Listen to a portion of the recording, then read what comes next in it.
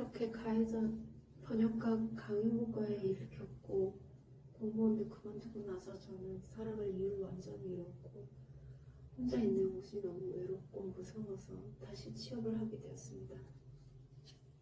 새로 일을 하게 된 곳도 공공기관이었습니다. 사실상 해고가 불가능하다는 점에서 공무원의 주저는 직장이었습니다. 저는 6급 팀장직으로 채용되었습니다. 공무원에 비해 문턱이 낮아서 그런지 사람들 수준도 좀 그 결과 예전과는 비교도 안 될 만큼 지독한 괴롭힘을 당하게 되었습니다. 도저히 실화라고 믿기 힘든 끔찍한 일들이 매일매일 연속으로 일어났습니다. 영화나 소설보다 현실이 훨씬 잔혹합니다. 특히나 저에게 그랬습니다. 잔혹한 일에도 관성이 있는지 약자는 영원히 두들겨 맞도록 정해져 있는 것 같았습니다. 특히나 내성적인 사람들, 조용한 성격이거나 책 읽기를 좋아하는 데 비해서 지배적이거나 공격적인 성향은 별로 거의 갖추고 있지 못한 사람들이 언제나 타깃이 되었습니다. 학창 시절에도 그렇다고들 하는데 제가 학교 다닐 때 그렇지 그렇게 막 학폭이나 왕따가 그렇게 심한 걸 본 적은 없었는데 제가 학폭을 겪은 적이 한 번은 있었지만 그렇게까지 막 사람들이 그러진 않았던 것 같아요. 그러니까 다른 사람의 일을 목격한 적이 없었는데 요즘에는 그렇다고 하더라고요. 그 내성적인 사람이 많이 그 폭력의 희생양이 되거나 따돌려지는 경우가 많다고 들었거든요. 그런 것처럼 다른 팀에 있던 팀장님이 생각납니다. 직장에서 그 상사나 다른 팀 팀장님들하고는 잘 지낼 수 있었습니다. 그 중에 한 명은 나이도 동갑이고 지금도 가끔 연락하면서 안부를 주고받을 수도 있는 그런 분인데 이분 말고 또 다른 팀장님은 연세가 좀 있는 분이었습니다. 이 팀장님은 회의를 하면서 업무를 풀어가는 스타일이었습니다. 반면에 우리 팀은 회의를 해도 한 문장을 끝내기가 힘들었습니다.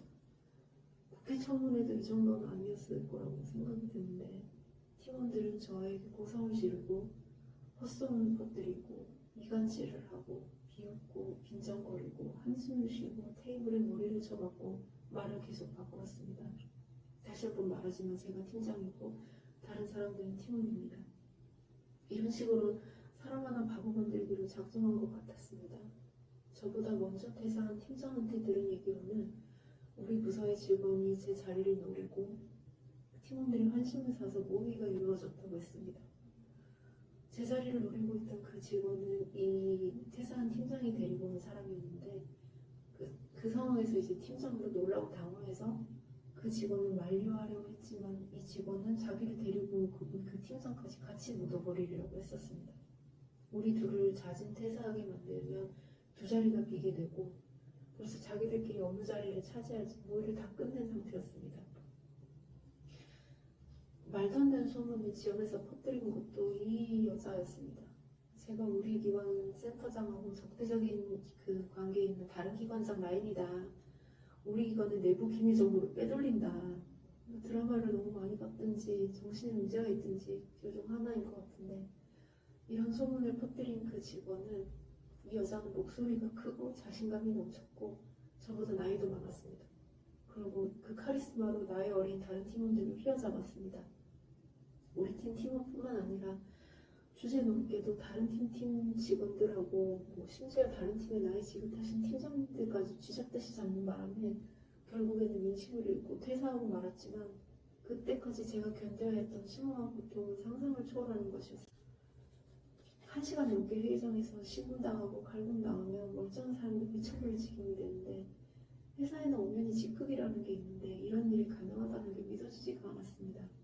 팀원 중에 누군가가 완고하게 어떤 제안을 해서 제가 뭐 내키지는 않지만 그렇게 하기로 결정을 내리면 다음번 회의 때는 갑자기 말을 바꿔서 자기들은 원하지 않았는데 제가 하자고 했었다 이러면서 웃기고 이런 식으로 자기들끼리 짜고 말을 바꿔서 밥으로 돌아가는 그런 수법도 있었고 일부러 잘못된 정보를 주고 제가 실수한 거라고 밀 때도 많았고 근데 이건 이제 앞으로 뒤에 쭉 설명하겠지만 가장 약한 것들이고 뒤에 정말 엄청난 일들이 나옵니다. 근데 이런 일에 양심이나 이성이나 합리성이 개입할 여지가 없었어요. 왜냐하면 일단 어차피 저는 한번 툭 치면 쓰러져 버릴 무력한 빨리 치워버려야 될 장난감 같은 존재였습니다.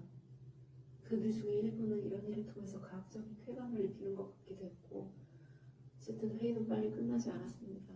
아무리 빨리 끝내려고 해도 여러 명이 번갈아 가면서 화를 내고 소리를 지르고 펜을 던지고 이런 하극상을 더는 견딜 수가 없어서 문제 제기를 했습니다. 상급자에게도 상황을 설명하고 상위기관에도 호소했습니다. 이분들이 조언을 해주거나 약간 강경하게 나가줄 때도 있었지만 기본적으로는 무관심했습니다. 우리 기관의 센터장은 무려 70살이 넘은 사람이었습니다. 은퇴한 뒤에 재취업을 한 분이었는데 이제 이분 세대에서 하급자가 상급자한테 이런 행동을 한다는 게 있을 수 없는 일이었기 때문에 아마 이분들이 상황을 이해하지 못하는 것 같고 일단 저는 좀 지나치다 싶을 정도로 팀원들의 의사를 자주 묻곤 했었습니다. 지시를 내리기보다는 팀원들의 의견을 존중하는 편에 가까웠습니다. 그 여자 직원이 오기 전까지 저희 팀원들이 저한테 항상 팀장님 일일이 묻지 말고 팀장님이 결정해 주셔야 돼요. 결정은 팀장님이 하시면 됩니다. 이렇게 거듭 얘기를 했었습니다. 다른 팀장님들은 손아래 팀원들한테 주로 반말을 쓰지만 저는 한 번도 반말을 쓰지 않았습니다. 심지어 팀원들이 하기 싫어하는 가장 까다로운 실무도 도맡아 했습니다. 그러니까 이제 팀원들이 차츰 게으름을 부리기 시작했습니다.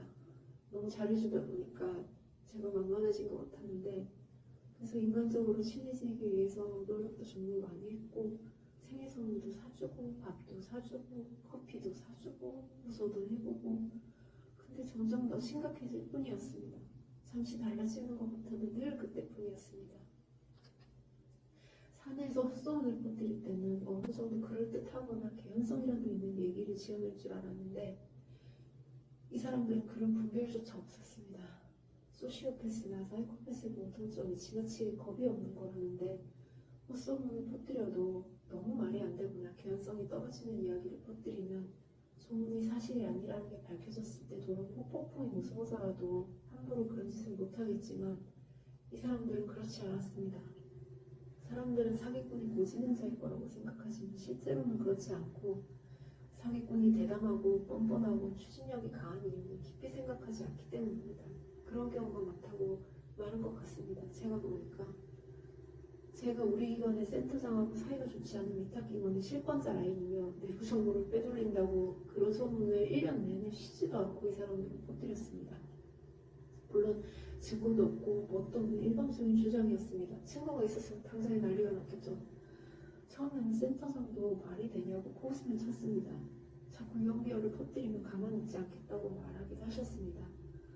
근데 1년 내내 계속 저러니까 센터장님도 사람인지라 조금씩 흔들리기 시작하는 것 같았습니다. 이런 행동을 한 팀원들에게는 공통점이 있었습니다. 한 직장에서 오래 버티지를 못하고 이직과 전직을 반복하고 있었습니다. 인사팀에서 왜 저런 사람들 뽑았는지는 모르겠지만 아무래도 경력 많은 사람 위주로 뽑으려 했기 때문인 것 같기도 합니다. 옮겨 다니기는 했어도 경력이 없는 신입보다는 낫다고 판단했던 것 같습니다.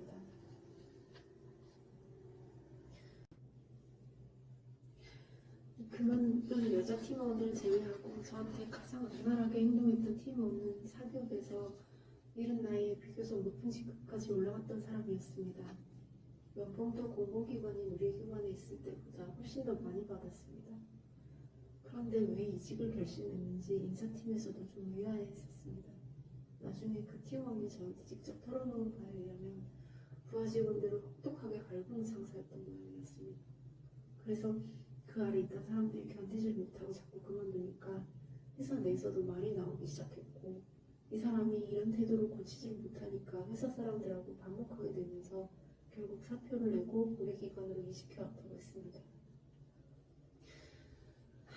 이 직원, 그러니까 자기한테 마이너스가 되는 이런 얘기를 왜 털어놓는 건지 저는 이해할 수가 없었는데 그게 본인한테 마이너스가 된다는 자각조차 없을 만큼 멍청하기 때문인 것 같았습니다.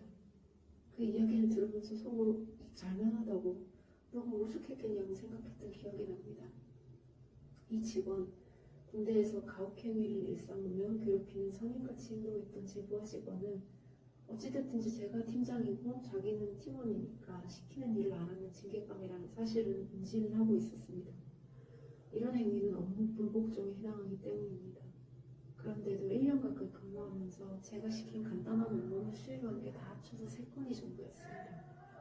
이 수치가 믿겨지나요? 딱 3건이었습니다. 이 3건마저도 숫자고 뭐고 다 틀려서 가지고 온 거였고 검토조차 안 하고 그냥 냈다는 뜻이었습니다. 근데 이 사람은 매우 지능적으로 업무를 회피하고 있었습니다. 업무 지시를 내리면 최대한 뺀질거리면서 업무의 사소한 부분에 대해 하나하나 질문을 하면서 시간을 끄는 시기였습니다. 아직 정해진 게 없거나 누구라도 다 알 수 없는 그런 세부적인 부분에 대해 쉬지 않고 질문을 했습니다. 듣는 사람은 이런 스킬을 경험해 본 적이 없기 때문에 잠시 멍해졌습니다. 질문에 대해 생각하느라고 잠시 입을 다물고 있는 동안 그거 정해주시면 그때부터 업무 시작할게요 하면서 스트레스를 받게 해서 업무를 피해가는 시기였습니다. 물론 처음부터 모든 디테일이 다 정해질 수는 없습니다. 이 사람이 이런 식으로 거부한 업무는 결국 제가 다 처리하게 되었습니다. 그 결과 센터 관리 전반의 업무와 더불어 저희 팀 실무까지 하느라고 야근에다 주말까지 집에까지 와서 계속 일을 해야 했습니다. 이렇게 지능적이니 오죽하면 이 팀원 여자친구가 너네 팀장님이 너한테 찍혔다고 그 팀장님이 이제 죽었다 이거 얼마나 지능적인데 라고 했다고 했습니다. 이런 얘기를 또 자기 입으로 털어놨어요. 그래서 어느 날인가는 자기 때문에 그만둔 직원들 얘기를 들려준 적이 있었는데 전 직장에서 그 친구들이 매일 밤 제가 나오는 악몽을 꾼다고 그런 얘기를 하는 거예요. 근데 저는 아직도 이 팀원이 나오는 악몽을 꿔요. 지금 직장 그만둔 지 2년이 넘었는데도 이런 일들이 매일 반복되는 것이 저의 일상이었습니다. 한 번은 다른 팀 직원한테 저처럼 이런 일을 당하면 어떻게 할 거냐고 물어본 적이 있었는데 그 사람이 저는 다 반 죽여놓고 퇴사할 겁니다 그러더라고요. 제가 과거에 지금까지 겪었어야 했던 일들과 현재 처해 있는 상황, 그 다음에 약해져 있는 몸 상태를 고려해보면은 출근해서 그 자리에 앉아있는 것만으로도 기적이었는데 먹고 살아야 되고 돈이 없었습니다. 어디를 가나 내성적이고 자신감이 없어서 괴롭힘을 당하게 되니까 어디든 마찬가지일 거라고 생각했고 직장에서 눈물을 흘려서는 안 된다는 걸 알지만 몸도 마음도 너무 약해져서 눈물을 보인 적도 많았습니다. 그래봤자 더 얕보인다는 걸 몰라서가 아니었습니다. 눈물을 흘리는 순간에 심술궂은 여자 직원이 시리 웃었습니다. 이런 감정 싸움에 휘말려든 이유 내심 고대하고 있을 때 느꼈습니다.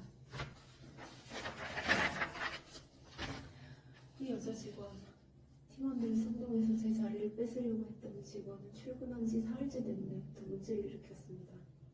다른 팀 팀장님한테 1시간이 넘게 고래고래 소리를 지르면서 시비를 걸었습니다. 팀장님은 국가중앙부처에서 고위직으로 일하시다가 60세에 정년 퇴직한 뒤에 다시 우리 기관으로 오신 분이었습니다. 나이상으로나 직급상으로나 우리 팀 팀원이 함부로 소리를 지를 수 있는 사람은 아니었는데 이후로도 이 여자는 팀원이건 팀장이건 자기랑 친한 사람이건 그렇지 않은 사람이건 자기 기분 나쁘면 아무한테나 소리를 지르고 공격적이고 신랄한 말을 퍼붓고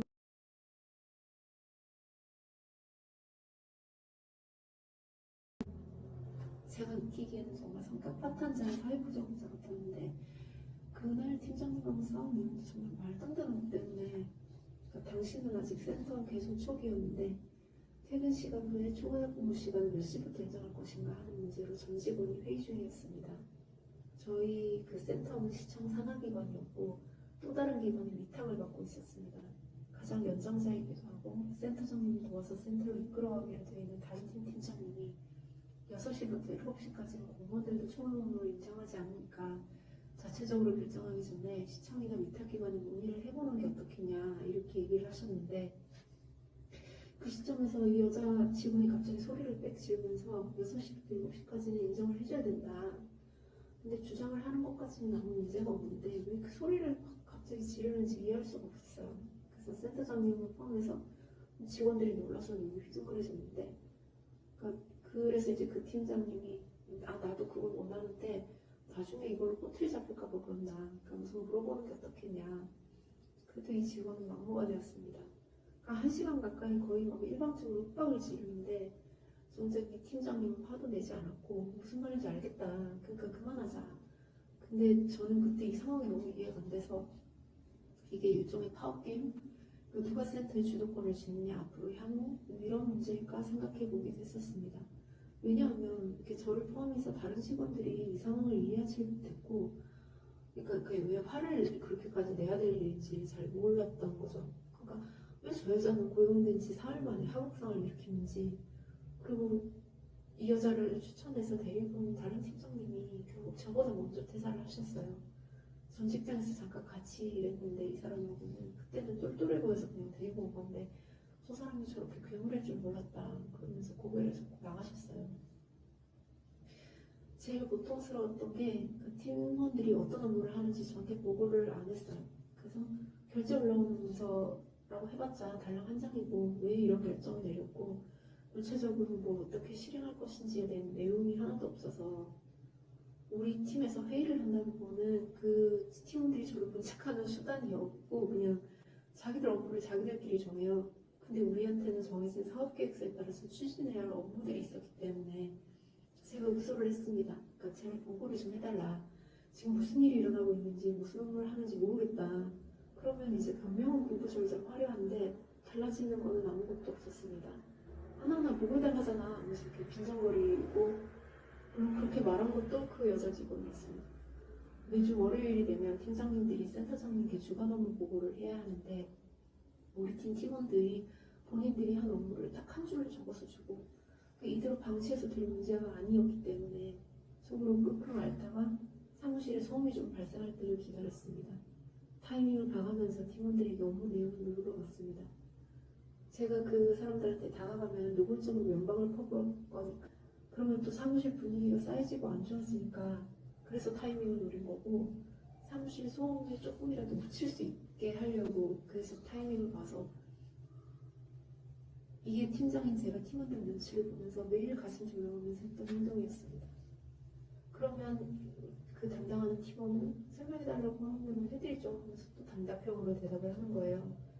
우리 팀의 다른 팀원들도 그 단답형 얘기가 무슨 말인지 알아듣지를 못하고 저도 혼자 끙끙 앓다가 그나마 좀 제일 덜 지독한 팀원한테 카톡으로 방금 저게 무슨 말이 뭐냐고 물어보면은 저도 빨리 말해서 잘 이해를 못했는데 많이 저는 이렇게 이해했는데 이런 대답이 돌아왔습니다. 사실 팀원들끼리도 상대방 말을 알아듣지 못할 때가 많고 당연히 팀원들 사이에도 눈에 안 보이는 파벌 다툼이 있었어요. 저를 밀어내고 누가 팀장 자리를 차지할 것인가를 놓고 세 사람이 욕심을 내고 있었는데 그 중에 여자 직원이 가장 먼저 그만두게 됐고 다른 두 직원이 경쟁 관계가 됐습니다. 정작 인사권을 쥐고 있는 위탁기관 측에서는 두 사람을 승진시킬 생각이 전혀 없었습니다. 우리 센터의 간부급이나 위탁기관 측 간부급이라면 누구나 다 알고 있는 사실이었고 그럼 제가 그만두고 난 뒤에 정식으로 채용 절차를 거쳐서 외부 인사를 팀장으로 임명했습니다.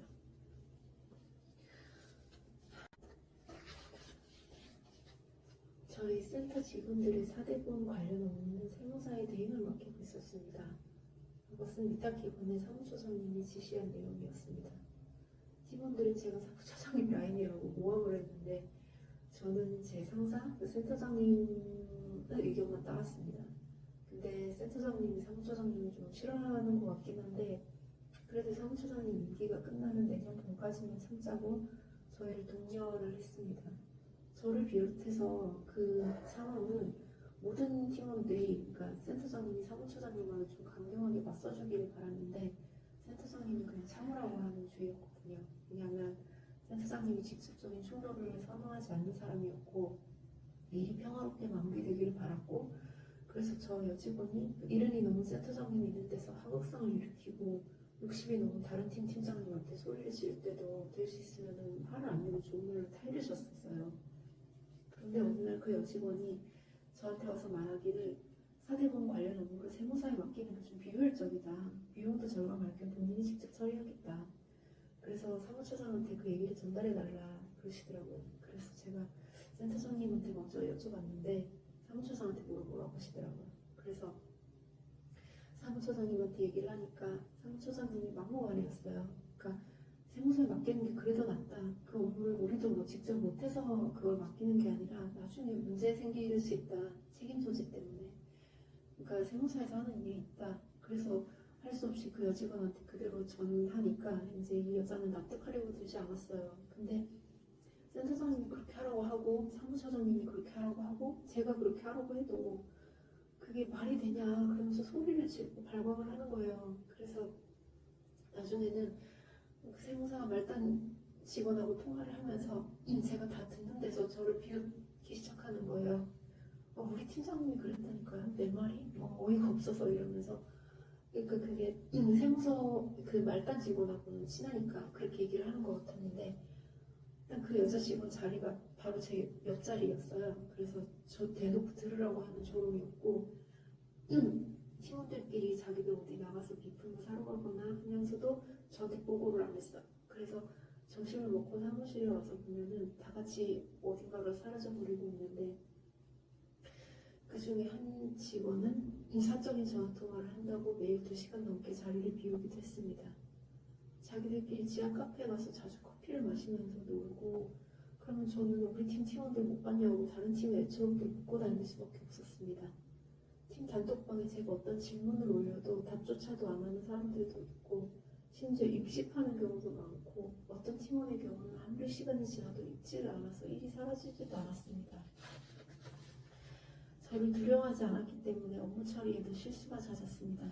팀원들은 없는 실수도 잘하면서 저를 공격하지만 저는 그 팀원들의 실수를 지적하지 않았습니다. 그럴 수밖에 없었습니다. 사무실에 떠나가라 소리를 지르고 혼을 저한테 내는데 다시 한번 말하시면 제가 팀장이고 그분들이 팀원인데 이런 일이 있을 거라고 믿지를 못하겠지만 정말 싫어합니다. 목격자들이 많습니다. 매일 그랬습니다. 그것도 그러니까 그런 상황이다 보니까 내 쪽에서 긁어부스럼 만드는 상황을 피할 수밖에 없어서 팀원들이 저를 구성하지 않으니까 막 실수를 하고 이래도 저는 그거를 혼자 조용히 고치고 있고 구석에서 그 사람들이 틀린 것도 매일 제가 대신 다 뒤집어 쓰고 그러면서 일이 점점 늘어나는 거예요. 왜냐면 팀원들이 일을 제대로 안 하니까. 그런 게 아니라고 한겨내봐도 아무 소용이 없고 그러고도 저는 그만둘 수가 없었습니다. 먹고 살 길도 없고 가족도 없고 연락하는 친구는 친구는 없어서 그러더니 이제 아예 저를 보내버리려고 여러 가지 함정을 파게 됐습니다. 뭐 팀원들 말을 듣고 예산을 썼다가는 감사받고 큰일 날 것 같은 제안을 아무렇지도 않게 하고 반대에도 막무가내였습니다. 예를 들어서 뭐 돈은 어떻게든 쓸 수 있으니까 사업을 빨리 진행을 하자 이렇게 얘기를 하는데 예산 사용 날짜랑 사업 실행 날짜가 맞지가 않으면 안 되고 영수증이랑 근거 자료에 다 드러날 짓을 하라고 강요를 하고 문제가 생긴 책임져야 되는 사람은 저인데 정작 제가 제발 사업 좀 빨리 진행하자고 할 때는 이런저런 세부 사항을 들먹이면서 늑장을 부려요. 근데 이 결정을 제가 팀장이기 때문에 하는 건데 듣지를 않는 거예요. 이쯤 되면 센터도 망하게 만들고 다 같이 죽자는 얘기가 그러니까 아래에서는 힘들게 하는 게 아니라 저희에게 넘기는 상위기관들이 있었습니다. 저희는 시청 산하기관이었고 시청이나 위탁기관에서 잘못된 정보를 알려주는 경우도 많았습니다. 그러니까 저희는 이중으로 이 명령을 수행해야 하는데 워낙 사업이 많고 복잡하니까 아마 저분들도 알아놓고 싶은 지경이었을 것이고 그렇다고 잘못된 정보를 주면 저희로서는 업무에 큰 차질이 생길 수밖에 없지만 그렇다고 나중에 상위기관 분들한테 당신들이 잘못 알려줘서 그런 거라고 따질 수는 없지 않겠어요. 한국 조직사회는 그런 것이 아니기 때문에. 그래서 이럴 때 제가 적극적으로 소명을 안 하고 조용히 있으면 모든 게 다 제 책임이 돼버리지만 저는 이미 만만한 사람이니까 뭐가 잘못되든지 사람들은 저 하나를 이제 잡는 거예요. 그럼으로써 나머지는 대동단결하고 마음의 평화를 얻는 겁니다. 이게 르네 지라르라는 철학자가 있는데 그 사람이 한 말 중에 희생양 만들기 의식이라는 그런 글이 있어요. 근데 사실 이런 희생제의는 저한테 되게 익숙한 것이었고 이번에도 제가 이 집단의 독립국이 되었구나 하는 거를 알았습니다. 동네 사람들은 각자 자기 위치에서 자기보다 만만한 사람한테 쌓인 분노를 풀게 돼 있어요. 왜냐하면 자기보다 높은 사람한테 분노를 풀 수가 없고 그러다 보면 결국 면세적인 폭력이 일어나고 동네 개가 맞아 죽는데 너무 지쳐서 에너지를 쥐어짜서 억지로 강한 척하고 센 척할 힘이 없었습니다. 이거는 제가 죽어야 끝나고 죽어서도 안 끝날 것 같았어요. 그래서 죽지도 못했습니다. 왜냐하면 이게 죽는다고 끝날까요? 과연 도망쳐서 간 곳에 명언이 있을까요? 그리고 토론회, 지옥의 토론회 사건이 떠오릅니다. 이거 정말 이 얘기는 진짜 정말 저희 팀이 노동정책을 연구했었어요. 근데 전문가 의견을 들어보는 토론회를 준비해야 되는데 사무처장님이 막판에 우리를 쥐잡듯이 잡았습니다. 발제자를 4~5명이나 잡아놓고 사회자를 떨어 섭외하는 게 말이 되냐는 게 사무처장님 주장이었고, 그거는 이제 우리 팀의 팀원이 낸 아이디어였어요. 근데 제 생각은 사무처장님하고 같았지만 팀원이 근거 자료까지 보여주면서 여기도 이런 식으로 했다. 그리고 저를 닥달을 하는데 저 지쳐서 그래 그럼 그렇게 하자 이렇게 했습니다. 왜냐면 어차피 제가 반대하면 회의는 안 끝나요. 몇 시간이고. 그러니까 사무처장님이 근데 와서 저희 보고 있더니 불같이 화를 내니까 이제 센터장님이 무슨 일 있냐 이러면서 오셔서 물어봤어요. 그러니까 그래서 제가 센터장님한테 그 팀원이 준 문건을 보여줬는데 사실 토론회라는 게 사회자가 한 명이든지 4~5명이든지 그게 상관은 없고 토론 스타일은 꼭 정해진 게 있는 건 아니거든요. 그래서 이런 토론도 있고 저런 토론도 있는 사장님께 보시더니 이런 토론회 때는 한 명이 더 적절할 것 같다. 사회자는 발제자는 이렇게 얘기를 하셨고 그 얘기는 사무처장님이나 저하고나 같은 생각이었습니다. 그 사무처장님 발제자를 4~5명이나 세웠냐 이러면서 불같이 화를 냈는데 그렇다고 제가 기분이 나쁘지는 않았어요. 왜냐하면은 팀장인 제가 책임지는 게 당연하다고 생각했기 때문에. 근데 사무처장님 이 아이들 낸 사람이 누구야? 이러면서 물으시는 거예요. 고래고래 소리를 지르셨죠. 그래도 저는 아무 대답도 안 했습니다. 사무처장님이 거기서 그치지 않고 우리 팀 전원을 불러모았습니다. 그때 사무처장님이 너네 팀장이 어떻게 발제자를 4~5명이나 세울 수가 있냐 이러면서 고함을 막 지르셨어요. 근데 그때 문제 그 팀원이 너무도 공손하게 그러게 말입니다 이러는 거예요. 그 순간 저는 제 귀를 의심했죠. 당연히.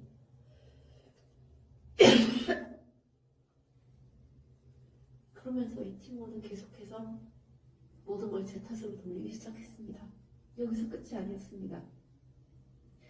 사무처장님이 돌아오고 난 뒤에 또 팀원들이 팀회의를 열자고 강요를 해서 저를 회의실로 처박아놓고, 그러니까 물리적으로 처박아 넣은 건 아니지만 또다시 회의를 열어서 저를 구분하려고 또 왜 사무처장님이 시키는 대로만 하냐고 또 저한테 따지고 그랬어요. 이게 다가 아닙니다. 여기서 그 발제자를 비롯해서 여러 사람들하고 일정을 맞춰야 되기 때문에 토론회는 사실 날짜 잡는 게 가장 까다로운 그 과정인데 이 팀원이 계속해서 이날은 이래서 안 되고 저날은 저래서 안 된다 그러면서 토론회 날짜를 잘못 잡았다고 계속 여론을 퍼뜨리고 시비를 거는 거예요. 그 토론회에 대해서 전혀 모르는 다른 팀은 그리고 센터장님도 그런가 보다 하고 부안해동하게 되고 세 차례 네 차례는 토론회 날짜를 바꿔야 됐습니다. 아무리 모든 조건을 다 만족시킬 수는 없다. 뭐 말해도 소용이 없었습니다. 애초에 이 사람이 이 팀원이 이렇게 행동한 거는 꼬투리 잡기였기 때문에 센터의 모든 직원들이 이제 토론회 건에 대해서는 지긋지긋해했고 이로 인한 원성은 저 혼자 다 뒤집어 써야 했습니다.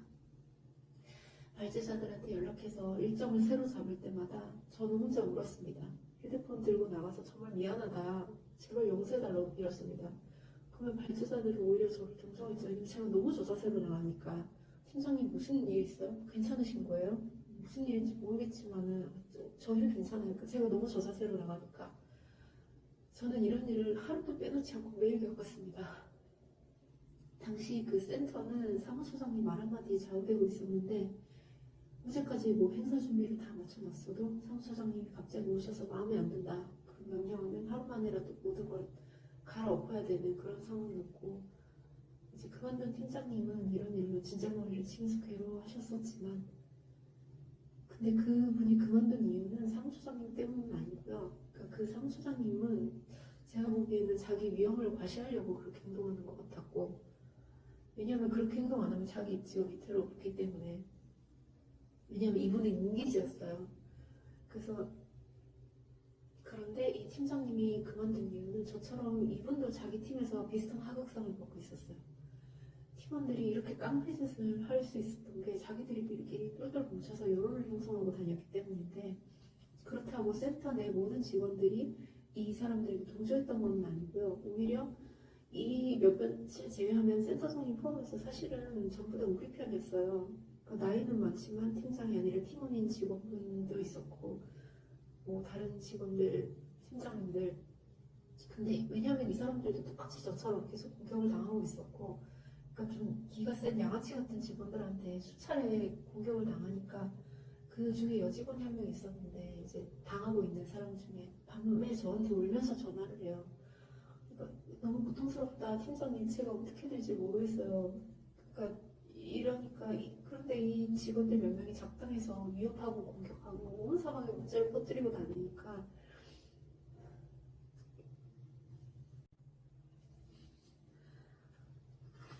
그런데 이렇게 이런 행동을 했던 팀원 중에 한 사람이 그 하극상 때문에 그만둔 팀장님 팀에 속해 있었습니다.